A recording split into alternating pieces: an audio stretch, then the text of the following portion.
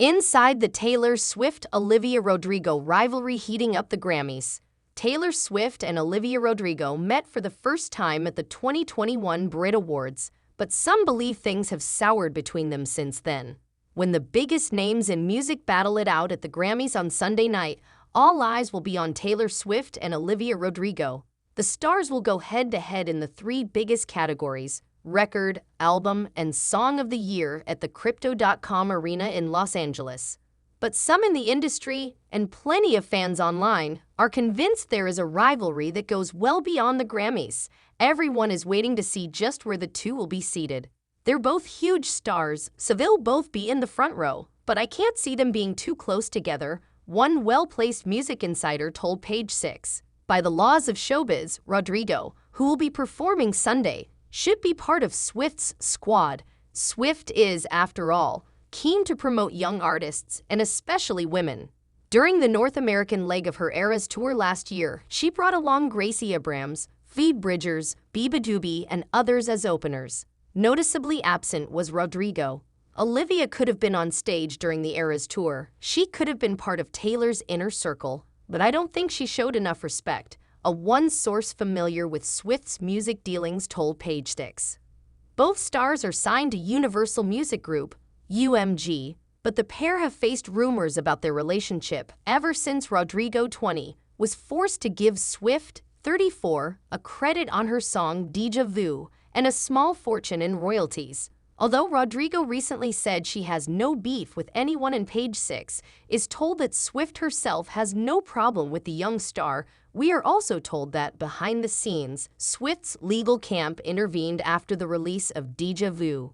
Meanwhile, Rodrigo has never explicitly denied that her song Vampire is about Swift. The story goes back to the 2021 release of Rodrigo's debut album, Sour.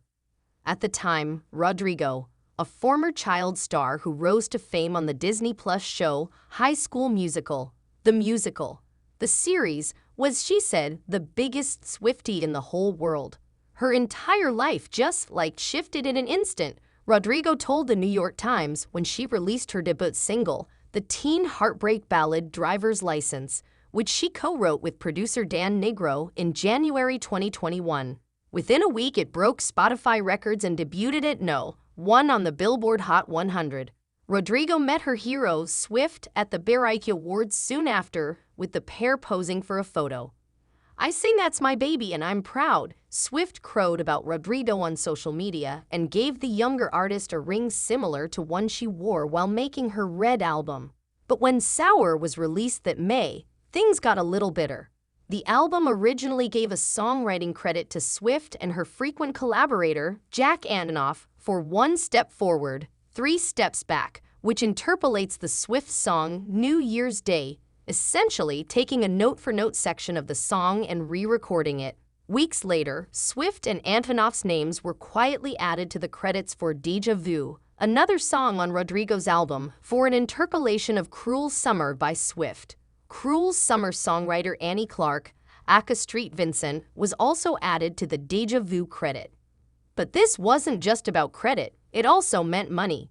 Billboard reported that Swift, Antonoff, and Clark would share a 50% stake in the song, while Rodrigo and producer Nigro split the rest.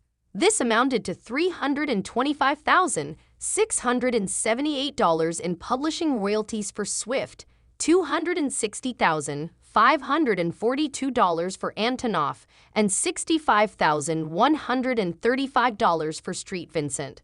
Page Six has reached out to both Swift and Rodrigo's camps for comment. Rodrigo also had to belatedly give songwriting credits to Paramore, whose singer, Hayley Williams, is a good friend and tour mate of Swift. On another note, one hit, Good For You, which allegedly interpolated that band's song Misery Business. "It seems like people get funny about things when songs become really popular," Nigro told Time. Notably, when someone on Twitter pointed out that Rodrigo's song Brutal was a pretty much direct lift from Elvis Costello and his song Pump It Up, Costello was quick to defend Rodrigo. "This is fine by me. It's how rock and roll works. You take the broken pieces of another thrill and make a brand new toy. That's what I did," Costello tweeted. He added the hashtags #Subterranean Homesick Blues and #TooMuchMonkeyBusiness, references to Bob Dylan and Chuck Berry songs that pump it up inspiration from. I think it's disappointing to see people take things out of context and discredit any young woman's work, Rodrigo told Teen Vogue. Every single artist is inspired by artists who have come before them. It's sort of a fun, beautiful sharing process. Nothing in music is ever new. There's 4 chords in every song. That's the fun part, trying to make that your own. When Rodrigo's sophomore album, Get Hits, was released in September 2023, the internet immediately lit up with theories. Just as fans have long analyzed Swift's lyrics for clues as to who and what they're about, listeners were convinced The Grudge, with the lyrics "took everything I loved and crushed it in between your fingers, and I hear your voice every time that I think I'm not enough," is all about Swift.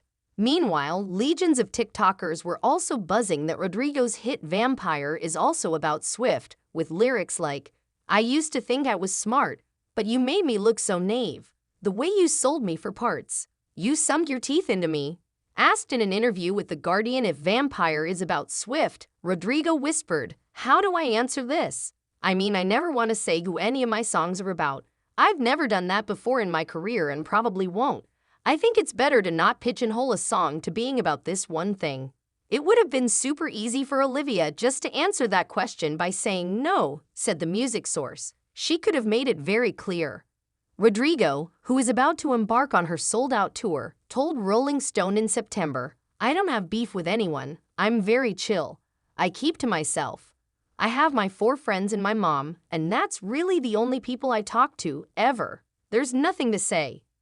Asked about the publishing drama, Rodrigo admitted, "I was a little caught off guard. At the time it was very confusing, and I was green and bright-eyed and bushy-tailed. Is that the phrase?" Sources are clear that for Swift, at least, there is no bad blood. She was seen clapping and cheering when Rodrigo performed and won at the VMAs in September. Now Rodrigo and Swift will go head-to-head on Sunday. Rodrigo has already won 3 Grammys in her short career, while Swift has a staggering 12 under her belt. The music source predicted that the two could finally show the public that there's no bad blood. You may see Taylor being the bigger person and some moment of interaction between them.